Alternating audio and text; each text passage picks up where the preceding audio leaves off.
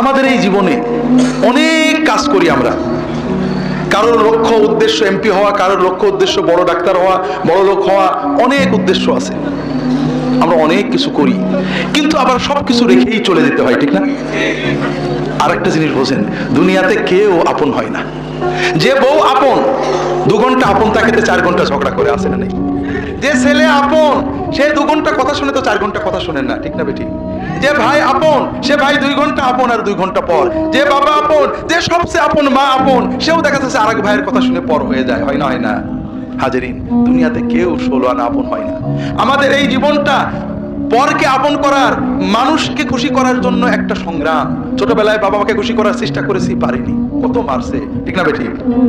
বড় হয়ে বান্ধবীদের বন্ধুদের খুশি করার চেষ্টা করছি, থাকেনি, ঠিক না বেঠিক? বিয়ে করে বউকে স্বামীকে খুশি করার চেষ্টা করেছি, 16 আনা কখনোই হয়নি, ঠিক না বেঠিক?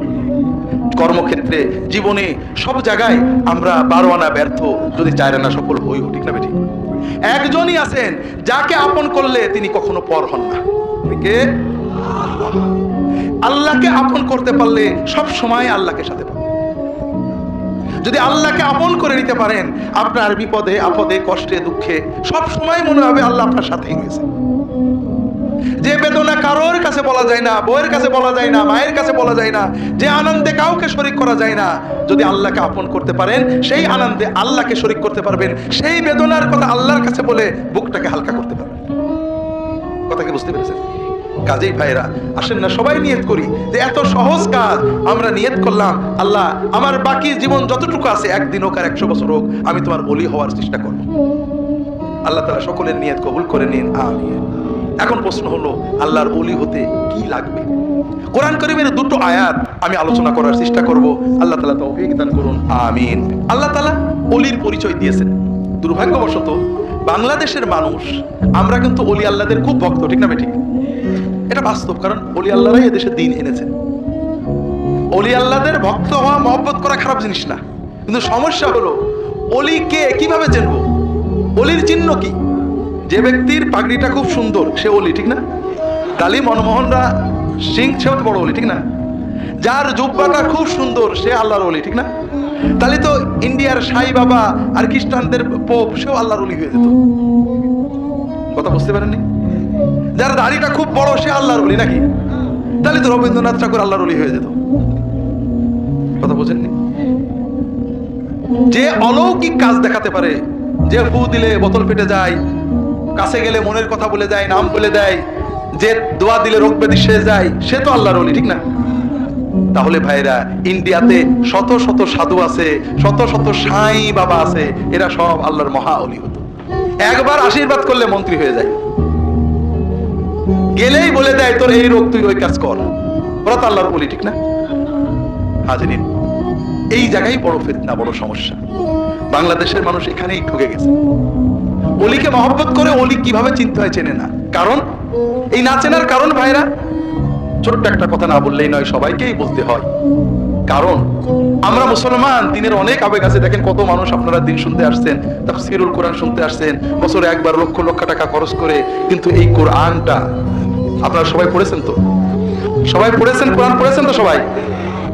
কোরআন তরজমা সবাই পড়েছেন? হাজিরিন, জান্নাতটা কার? আল্লাহ তো তার জান্নাতকে, ফুরফুরার পীর সাহেবকে আপাতত লিজ দিয়েছেন, ঠিক না? জানেননি? তবে অন্য কোন পীরকে তো লিজ দিয়েছেন, না হলে মৌলানা সাহেব কোন দলের নেতাকে তো লিজ দিয়েছেন। জান্নাতটা কার? আর কোরআনটা কার? আল্লাহর কোরআন পড়বেন না, বুঝবেন না, আল্লাহর জান্নাতে যাবেন, এটা বড় কঠিন। যদি ঈমান বাঁচাতে চান, আলেমদের মুখে শুনতে হবে, ওয়াজ শুনতে হবে, সব ঠিক আছে, মশলা শুনতে হবে, কিন্তু সাথে সাথে একটা কাজ করতে হবে, সেটা হলো আল্লাহর কোরআন পড়তে হবে। কথা বুঝেননি? কোরআন না পড়ার কারণে হুজুরেরা আমাদের একবার এই কান ধরে টানে, আর একবার এই কান ধরে টানে, যে যা বলে আমরা দৌড়াই। আল্লাহ তাআলা কোরআনের প্রথম আয়াতে প্রথম কথা কি নাজিল করেন? ইকরা, ইকরা বিসমি রাব্বিকাল্লাযী খালাক। ইকরা মানে শোনো, ঠিক না? পড়ো। আমরা কি পড়ে মুসলমান না শুনে মুসলমান? আল্লাহ বললেন পড়ে মুসলমান হও, পড়ো পড়ো পড়ো। আমরা মারা যাওয়ার পরে ফেরেশতারা আমাদের 3টে প্রশ্ন করবে, জানেন তো? মার রব্বুকা ওমা দীনুকা ওমান নাবিয়ুক, তোমার রবকে, তোমার দিন কি, তোমার নবী কে। যে প্রশ্নের উত্তর দিতে পারবে না সে বলবে হা হা লা আদরি সামাতুন নাস ইয়াকুলুনা শাইআন ফাকুলতু, হাই হাই আমি তো জানি না, আমি মানুষদেরকে শুনতাম কি জন্য বলতো, আমিও শুনে শুনে বলতাম, কিন্তু এখন তো মনে পড়ছে না। এই লোক শোনাউল্লাহ না পড়াউল্লাহ? শোনাউল্লাহ না পড়াউল্লাহ? আর যে পাশ করবে তাকে ফেরেশতারা 4 নম্বর প্রশ্ন করবে। খুব খেয়াল করেন, কিন্তু প্রশ্ন কিন্তু 3টে না 4টে। চতুর্থ প্রশ্ন তারা করবেন, ওমা ইউদরিক বিমা দারাইতা, তুমি যে এই 3টে প্রশ্নের উত্তর সঠিক সঠিক বলে দিলে, কিভাবে জানলে, কোথা থেকে শিখলে? ওই ব্যক্তি উত্তর দেবে, কি উত্তর দেবে? রাসূল সাল্লাল্লাহু আলাইহি ওয়াসাল্লাম বলে দিয়েছেন, ক্বারাতু কিতাবাল্লাহ ওয়া সাদ্দাকতু আয়াতিহি ওয়া সাদ্দাকতু রাসূলুল্লাহ, আমি আল্লাহর কিতাব পড়েছিলাম, ক্বারাতু পড়েছিলাম, আল্লাহর কিতাবের ভিতরে আল্লাহর আয়াতগুলোতে যা যা বলেছেন আমি সত্য বলে বিশ্বাস করেছিলাম, অর্থাৎ পড়েছিলাম, বুঝেছিলাম, আল্লাহ যা যা বলেছে সত্য বলে মেনে নিয়েছিলাম, অন্য রিওয়ায়াতে আল্লাহর নবীর কথাগুলোকে সত্য বলে মেনে নিয়েছিলাম, এই জন্য আমি উত্তর দিতে পেরেছি। এ লোক পড়াউল্লাহ না শোনাউল্লাহ? এ লোক পড়াউল্লাহ না শোনাউল্লাহ? তো ভাই কোন দলে যাবেন জানি না, আমার বড় ভয় হয়, শুধু শোনাউল্লাহ হয়ে ভাইয়েরা নাজাত পাওয়া যাবে কিনা আল্লাহই ভালো জানেন। আল্লাহ আপনার অন্তর জানেন, চেষ্টা জানেন, সাধ্য জানেন। আপনি সাধ্য মতো চেষ্টা করলে আল্লাহর কাছে পেয়ে যাবেন। কিন্তু যদি আল্লাহ দেখেন যে আমার বান্দা অবহেলা করে, তাহলে কি করবেন? হাজরিন, আল্লাহর দিন খুব সহজ। আমি লম্বা করতে পারবো না, অনেকগুলো বিষয় রয়েছে, শুধু একটুই বলবো ভাইরা, আমি আপনাদেরকে আমার লেখা বই পড়তে বলছি না। কার বই পড়তে বলছি? সবার ব্যাপারে মতভেদ আছে, কোরআনের ব্যাপারে মতভেদ আছে। কোরআন আমরা পড়ি না, কোরআন সহি পড়া শিখবেন, শুধু তেলাওয়াত করবেন না, তরজমাও পড়বেন। কোরআনের আরবি বুঝে কোরআন বোঝাটাই হলো উচিত। যখন আরবি জানবেন না, কোনো ভালো আলেমের কাছে যে দর্শে কোরআন শিখবেন, অথবা কোনো ভালো আলেমের অনুবাদ, তরজমা, তাফসীর নিয়ে পড়ে পড়ে পড়ে পড়ে কোরআনের অর্থ বোঝার চেষ্টা করবেন। বুঝতে পেরেছেন তো? আল্লাহ কোরআন কারিমে বলেছেন, আল্লাযীনা আতাইনাহুমুল কিতাবা ইয়াতলুনাহু হাক্কা তিলাওয়াতিহি উলাইকা ইউমিনুনা বিহি, যাদেরকে আমি কিতাব দিয়েছি তারা এই কিতাব হক তেলাওয়াত করে।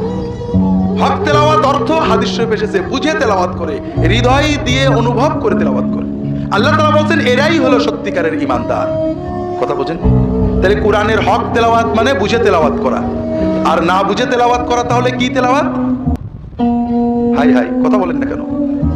না বুঝে তেলাওয়াত করা কি তেলাওয়াত? না হক তেলাওয়াত। বুঝে তেলাওয়াত যদি হক তেলাওয়াত হয়, তাহলে না বুঝে তেলাওয়াত না হক তেলাওয়াত। তারপরও আপনি সাধ্যের ভিতরে চেষ্টা করেছেন, বোঝেননি, আল্লাহ আপনাকে পুরো সওয়াব দেবেন। কিন্তু আপনি চেষ্টা করেননি, তাহলে তো মুশকিল। একজন মানুষ আমার কাছে আসছে, হুজুর আমি রিকশা চালাই, গরিব মানুষ, জামা টামা থাকে না, টুপি থাকে না, নামাজ রুখতে হয়, টুপি ছাড়া জামা ছাড়া নামাজ পড়লে কি হবে? আমি কি বলবো ভাই? হবে। ওই লোকটা বললো আলহামদুলিল্লাহ, জীবনেও আর টুপিও কিনবো না, জামাও কিনবো না। এইবার কি হলো? এটা কিন্তু ঠিক হলো না। আপনি কোরআন বোঝেন না, আপনি পড়বেন না, পড়বেন, আপনি চেষ্টা করেছেন, আপনার সাধ্যের ভিতরে যতটুকু করেছেন ওটাই হবে। কিন্তু যদি আপনি না বুঝে পড়াটাকেই পূর্ণ পড়া মনে করেন, জীবনে আর বুঝবই না, তাহলে তো আল্লাহকে ধরা খেয়ে যাবে। আমরা অনেকে ওলামায়ে কেরাম কোরআন বুঝে পড়াকে ভয় পান, কোরআন বুঝে পড়ে ভুল শেখে কিনা। হাজরিন, অনেকে বলেন কোরআনের তাফসীর পড়তে 19 রকম এলেম লাগে। শুনেছেন নাকি এরকম কথা? শুনেছেন? তাহলে ভাইরা, যেটা বলছিলাম ভাইরা, কোরআনের তাফসীর পড়তে 19 রকম এলেম লাগে, তাহলে কোনো বই পড়া যায় না। হাদিস মুহাদ্দিস হতে 17 রকম এলেম লাগে, ফকিহ হতে 30 রকম এলেম লাগে, ওয়াইজ সুফি হতে, পীর হতে 30 রকম এলেম লাগে। তাহলে আপনারা ইহয়া উলুমুদ্দিনের তরজমা পড়তে পারবেন না, বেহেশতি জওহর পড়তে পারবেন না, হারাম। ফাজাইলে আমল পড়তে পারবেন না, হারাম। মুনতাকাবুল হাদিস পড়তে পারবেন না, হারাম। রিয়াদুস সালেহিন পড়তে পারবেন না, হারাম। যদি তাফসীর করা আর তাফসীর পড়া এক হয়, তাহলে সব বই পড়াই তো আরাম হয়ে যাবে। কথা বোঝেননি? তাফসীর করার জন্য ইলম লাগে, মুহাদ্দিস হওয়ার জন্য ইলম লাগে, ফকিহ হওয়ার জন্য ইলম লাগে, সুফি হওয়ার জন্য ইলম লাগে। কিন্তু তাসাউফের বই লেখা বই পড়ার জন্য, হাদিসের লেখা বই পড়ার জন্য, আমলের লেখা বই পড়ার জন্য, ফিকহের লেখা বই পড়ার জন্য কোনো ইলমই লাগে না। না ইলম আলাদের জন্যই তো বইগুলো লেখা হয়। কথা বুঝতে পারেন? বড় কষ্ট লাগে ভাইরা। আমরা মানুষদেরকে কোরআন থেকে সরিয়ে নিতে চাই, এর কারণ অন্য কিছু না। যখন কেউ কোরআন পড়ে তখন আলেমদেরকে নানা রকম প্রশ্ন করে। আমাদের সমাজে আলেম ওলামারা নির্যাতিত, নিপীড়িত, নিগৃহীত, বঞ্চিত। গরিব মানুষ বেতন পায় 5,000 টাকা, ইমামতি করে, গায়েল শোনে, সব জায়গায় বই পড়ার সুযোগ পান না, গবেষণার সুযোগ পান না। যদি মুসল্লি এসে উল্টো পাল্টা প্রশ্ন করে, উনি পড়বেন কোথায়? বকা দিয়ে দেন, কেন এইসব পড়ো, তুমি কি সব নাসিক মানসুক জানো নাকি? কথা বুঝতে পেরেছেন? উলামায়ে কেরাম অনুরোধ করব, এটা 100 বার ঠিক, উলামায়ে কেরাম মাজলুম, কিন্তু তাই বলে আপনার দ্বারা যেন দিনের ক্ষতি না হয়। আপনি উত্তর দিতে না পারলে বলবেন যে ভাই ঠিক আছে, আপনি কোরআনের তরজমা পড়েছেন ভালো, এর উত্তরটা আমি আমার উস্তাদদের আলেমদের থেকে জেনে আপনাকে পরে জানাবো। অথবা বলেন আমাকে আলেমের কাছে যান। মানুষদেরকে কোরআন পড়তে, কোরআন বুঝতে আপনি বাধা দেবেন না ভাইরা, উলামায়ে কেরামের কাছে যেতে হবে। কিন্তু এই লক্ষ লক্ষ মানুষ কেন গোমরাহ হয়ে যাচ্ছে আমার বড় ভয় লাগে। আমাকে অনেকে বলেন হুজুর কোরআন পড়ে গোমরাহ হয়ে যাবে, নাউজুবিল্লাহ। এই যে সমাজের লক্ষ লক্ষ মানুষ শিরকে ডুবে আছে, বিদআতে ডুবে আছে, পাপে ডুবে আছে, বেপরদা চলছে, জেনা ব্যভিচার করছে, মদ খাচ্ছে, সুদ খাচ্ছে, কবরে সেজদা করছে, পীরের সেজদা করছে, দ্বীনের নামে শিরক কুফর করছে, এরা কোরআন পড়ে করছে না না পড়ে করছে? ভাইরা, কোরআন পড়ে কেউ এইসব করে না। কোরআন পড়ে খুব কম লোকই ভুলভাল করে, অধিকাংশ মানুষই ভালো হয়ে যায়। কথা বলেন না? এখন কেউ যদি বলে মাদ্রাসায় পড়ে অমুক লোক চোর হয়েছে, 100 জনের ভেতর 2 জন লোক খারাপ হয়েছে, কাজেই মাদ্রাসায় পড়া যাবে না, কথা কি ঠিক হবে ভাইরা? কেউ যদি বলে দাড়ি রেখে অমুক লোক অন্যায় কাজ করেছে, কাজে দাড়ি মানি রাখা যাবে না, এটা কি ঠিক হবে ভাইরা? না। কাজেই আমার অনুরোধ হলো, ভাইরা যদি সত্যিকারের ঈমান বাঁচাতে চান, ঈমান নিয়ে জান্নাতে যেতে চান, আল্লাহর ওলি হয়ে জান্নাতে যেতে চান, সব কথা বলবো। প্রথমে যে কথা হয়তো শেষে বলা হবে না, বলে যাব। আল্লাহর হস্তে নিজের ঈমান নিজে বাঁচাতে হবে ভাইরা। নিজে কোরআন পড়ুন, সহিহ তেলাওয়াত শিখুন, কোরআনের তরজমা পড়ুন। না পড়তে পারলে যদি আপনারা নিরক্ষর হন, মসজিদের ইমাম সাহেবকে মাসে 200 টাকা, 300 টাকা, 500 টাকা দেবেন, যে সপ্তাহে অন্তত 1 দিন 2 দিন, অথবা প্রতিদিন ইশার পরে, মাগরিবের পরে, জোহরের পরে, ফজরের পরে 10 মিনিট, 15 মিনিট, 20 মিনিট মাআরিফুল কোরআন, তাফসিরে তাওজিহুল কোরআন, কোন ভালো আলেমের লেখা তফসির, তুমি শুধু কোরআনের আয়াত পড়বে আর তফসিরটা পড়বে, নিজের থেকে কিছু বলবে না। বাইরে একটু দেখেন না, 1 বার 2 বার কোরআন তরজমা পড়ুন অথবা শুনুন, দেখবেন ঈমান পাল্টে গেছে, তাকওয়ায় আপনার অন্তর লাল হয়ে গিয়েছে, রঙিন হয়ে গিয়েছে, আল্লাহর বেলায়েত আপনি এমনিই পেয়ে যাবেন। আল্লাহ রাসূল সাল্লাল্লাহু আলাইহি ওয়াসাল্লাম বলেন, ইন্না হাযাল কুরআন শাফিউন মুশাফফা ওয়া মাহিলুন মুসাদ্দাক ফামান জাআলাহু আমামাহু কাদাহু ইলাল জান্নাহ ওয়া মান জাআলাহু খালফাহু কাদাহু ইলান নার আও কামা ক্বালা সাল্লাল্লাহু আলাইহি ওয়াসাল্লাম। এই কোরআন যার জন্য শাফাআত করবে, আল্লাহ তার শাফাআত শুনবেনই, আর যার বিরুদ্ধে বিবাদী হবে তার আর রক্ষা নেই। কেউ যদি এই কোরআনকে সামনে রাখে, কোরআনের তালেবে ইলম হয়, কোরআনের মুরিদ হয়ে যায়, কোরআনের অনুসারী হয়ে যায়, এই কোরআন তাকে জান্নাতে নিয়ে যাবে। আর কেউ যদি কোরআনকে পিছনে ফেলে রাখে, কোরআনকে মটকাই তুলে রাখে, কোরআনকে সামনে না রাখে, এই কোরআনের সাথে যদি বেয়াদবি করে, কোরআন তার বিরুদ্ধে গেলে তার আর বাঁচার উপায় থাকবে না। তো ভাইরা, আমরা অনেক সময় বলি যে আমি অমুক হুজুরের মুরিদ, আমার হুজুর যদি জান্নাতে যায় আমিও যাব, এরকম বলে নাকি? হলে তাই না? আমি একবার এক ওয়াজের মাহফিল, এরকম একটা বড় ওয়াজ মাহফিলে, কোথায় যেন চট্টগ্রাম না কোথায়, এরকম বলছি আমাদের দাদা হুজুর জান্নাতে আমিও যাবো। এই কোনে এক যুবক বসেছিল, সে ছোট্ট করে বলছে, হুজুর আপনার দাদা হুজুর জান্নাতে গেছে, দেখে আইছেন তো? কথা বোঝেননি? অমুক হুজুর, অমুক পীর, অমুক মাওলানা, অমুক মুর্শিদ জান্নাতে গেছে, দেখে আসছেন নাকি? কি করে বললেন? ইমাম আবু হানিফা রাহমাতুল্লাহ আলাইহি তার লেখা ফিকহুল আকবার বইটার অনুবাদ এবং ব্যাখ্যা এখানে পাবেন। তিনি তার এই ফিকহুল আকবার বইয়ে এবং ইমাম তাহাবী রাহমাতুল্লাহ আলাইহি তার আল আকীদা তাহাবিয়া বইয়ে স্পষ্ট লিখেছেন, যার নাম কোরআনে নেই অথবা যার নাম কোনো হাদিসে স্পষ্ট নেই, কোরআন বা হাদিসে যাকে জান্নাতি বলে, আল্লাহর ওলি বলে সাক্ষ্য দেওয়া হয়নি, এই রকম কোন মানুষকে আল্লাহর ওলি বলা তো দূরের কথা, জান্নাতে যাবে এই কথাও নিশ্চিতভাবে বলা যাবে না। কিন্তু এই কোরআন যে জান্নাতে যাবে এ ব্যাপারে কি সন্দেহ আছে? তাহলে আসেন না কোরআনকে ধরি। আর আল্লাহর হাবিব, আল্লাহর খলিল মুহাম্মদ রাসূলুল্লাহ তিনি বলছেন কোরআনকে ধরলে জান্নাতে নেবেই, এরপরও কি সন্দেহ থাকে? আপনারা অনেক সময় মনে করেন যে কোরআন ধরা কঠিন, হুজুর ধরা সহজ, ঠিক না? আমি আল্লাহর ওলি হওয়ার আয়াত এবং হাদিস বলবো, তার আগে একটা মজার কথা মনে পড়লো, না বললে পরে ভুলে যাব। আমাদের দেশে অনেক মানুষ আছেন যারা বলেন নামাজ না পড়লে কি হয়, ঈমান ঠিক আছে, বলে না? আছে, মাশাআল্লাহ। হ্যাঁ, আর আমি আপনাদের মারেফতের ভেদ বলি, নামাজ পড়ে না ঈমান ঠিক আছে, এইরকম মুসলমান বাংলাদেশে যত বেশি হবে আমাদের হুজুরদের তত লাভ। এই জন্য আমরা যতই বলি নামাজ পড়ো, বাবার নামাজ পড়ো, এটা আমাদের মুখের কথা। দেখবেন বেনামাজি মরে গেলে দাওয়াতে চলে যায়, বেনামাজির জানাজা পড়াই, দুবাই মাশাআল্লাহ জান্নাতুল ফেরদৌসে পৌঁছে দিই। ঠিক আছে না? ঠিক আছে। কারণ নামাজ পড়ে না এই রকম মুসলমান বেশি থাকলে আমাদের লাভ। কি করে? একটু ভেদের কথা শিখে না।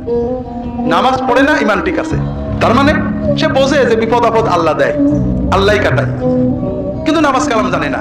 ওর যখন কোনো বিপদ হয়, ছোট বিপদ বড় বিপদ, গরুর অসুখ, ছেলের অসুখ, স্বামীর অসুখ, মামলা মোকদ্দমা, রোগ ব্যাধি, মাথা ব্যথা, কষ্ট হয়, ও আল্লাহর কাছে দোয়া করতে জানে, নামাজ কালাম জানে না। ও তখন কি করে? 200 টাকা 500 টাকা, একটা মুরগি 2টো ছাগল নিয়ে, আমাকে অবহেলা করেন না, বাংলাদেশের 16 কোটি মানুষের জন্য প্রায় 12 লাখ পীর আছে, তার ভিতরে আমি একজন, একবার খেলাফত হওয়া পীর, কাজেই আমরাও ভাগের ভাগ কিছু পাই। তাহলে বেনামাজি মুসলমান নারী পুরুষ দেশে বেশি থাকলে আমাদের লাভ না লস? আর আপনাদের লস। কেন? 1 নম্বর হলো ইমানটা লস। কারণ আপনি আল্লাহ রাসূল সাল্লাল্লাহু আলাইহি ওয়াসাল্লাম বারবার বলেছেন নামাজ না পড়লে ইমান ঠিক থাকে না। যত হুজুরি যাই বলুক, মুহাম্মদ রাসূলুল্লাহ সাল্লাল্লাহু আলাইহি ওয়াসাল্লাম বলেছেন নামাজ না পড়লে ইমান ঠিক থাকে না। 2 নম্বর কথা হলো আরো ইমান যাওয়ার অন্য কারণ আছে। বিপদে পড়লে কার ডাকতে হয়? আপনি বিপদে আল্লাহকে না ডেকে মনে করেন অমুকের কাছে গেলেই বোধহয় বিপদ কেটে যাবে, এটাও ইমান নষ্ট হওয়ার একটা কারণ। তাহলে আপনি প্রথমে ইমানটা নষ্ট করলেন, হারালেন। 2 নম্বর, আপনার টাকা, ছাগল, গরু হারালেন। ওইটা নিজের বাড়িতে বাচ্চা কাচ্চা নিয়ে জবাই করে খাইলে, বিক্রি করে টাকা দিয়ে খাইলে আপনার লাভ হতো না? আমার দিয়ে দিলেন, আমার তো এমনি চর্বি অনেক। তাহলে 2টো লস গেল। কয়টা লস গেল?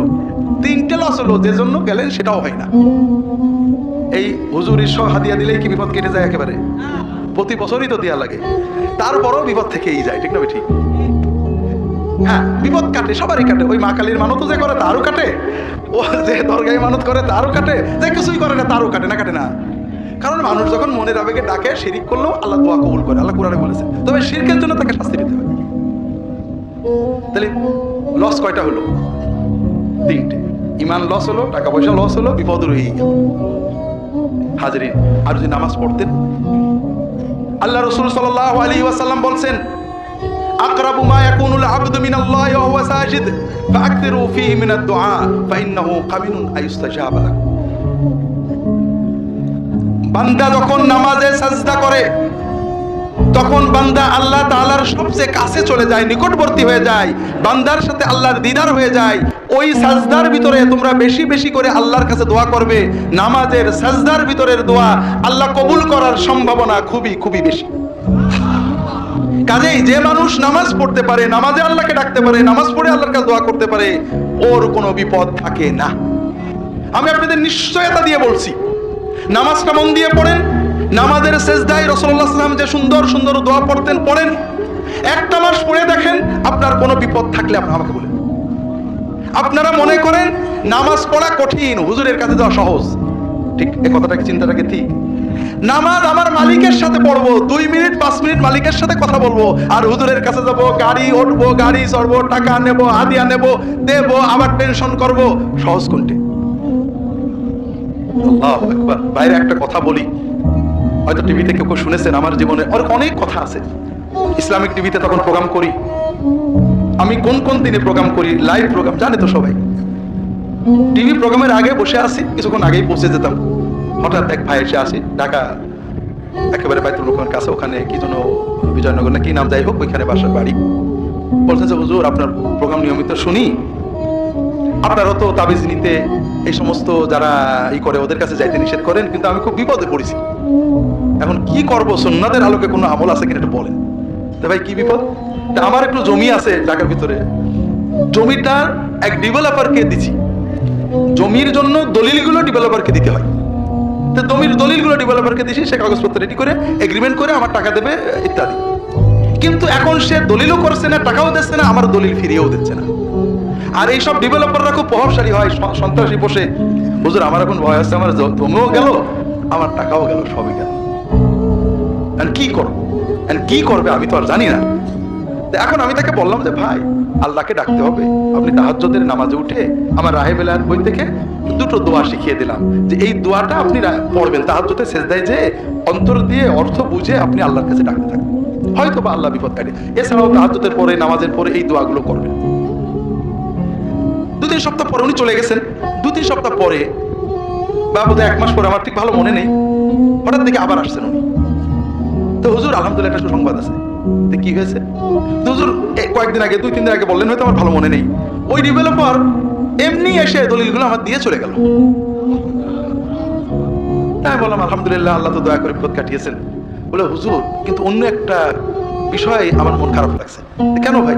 বলে হুজুর আমি এই যে কয়েক সপ্তাহ তাহাজ্জুদের নামাজে সেজদায় যে আল্লাহর কাছে দোয়া করছিলাম, কাঁদছিলাম, এত মজা পাচ্ছিলাম, এখন আমার মনে হচ্ছে যে দলিলটা যদি আরো 2-4 মাস পরে দিত তাহলে ভালোই হতো। ভাইরা, আল্লাহর ইবাদত, আল্লাহর সাথে কথা বলা যে কত মজা পাইলেন না? মনে করলেন হুজুরের কাছে আরাম, আর আল্লাহর কাছে দিনের ভিতরে 10-15 মিনিট 20 মিনিট নামাজে কথা বলবে, এটা কষ্ট। ভুল বুঝলেন ভাইরা। আপনারা মনে করলেন যে কোরআনের মুরিদ হওয়া কঠিন, হুজুরের কাছে যায়। ভাইরা না, কোরআন আল্লাহর কালাম, কোরআন আপনার ঘরে আছে, পড়বেন, আল্লাহর সাথে কথা বলবেন, দিলে তাকওয়া আসবে। হ্যাঁ, এরপরে কোরআনের আলোকে যে আলেমকে ভালো পাবেন, সেই আলেমের সোহবতে যাবেন, মসলা মাসাইল শুনবেন। একা কোরআন পড়ে মুফতি হওয়ার চেষ্টা করবেন না, কারণ আল্লাহ নিজেই কোরআনে বলেছেন প্রত্যেক মুমিনকে কোরআন বুঝে পড়তে হবে। ইয়াতলুনা হাক্কা তিলাওয়াতিহি। আবার আল্লাহই কোরআনে বলেছেন ফালাউলা নাফারা মিন কুল্লি ফিরকাতিন মিনহুম তাইফাতুন লিয়াতাফাক্কাহু ফিদ্দীন। প্রত্যেক জনপদের ভিতরে কিছু মানুষ বেরিয়ে যেতে হবে, অনেক দিন গবেষণা অধ্যয়ন করে দ্বীনের ফিকহ অর্জন করতে হবে, ফকিহ হতে হবে। কাদের কোরআন বুঝে পড়া আর ফকিহ হওয়া এক জিনিস নয়। আপনি কোরআন বুঝে তাকওয়া অর্জন করবেন, মাসলা মাসাইলের জন্য আলেমদের, কোরআনের আলোকে যে আলেমকে ভালো পাবেন, যে আলেমকে মুত্তাকি পাবেন, যে আলেমকে হকপন্থী পাবেন, সেই ধরনের আলেমদের সোহবতে যে ফিকহ শিখবেন, মাসলা শিখবেন। আল্লাহ তাআলা তৌফিক দান করুন, আমিন।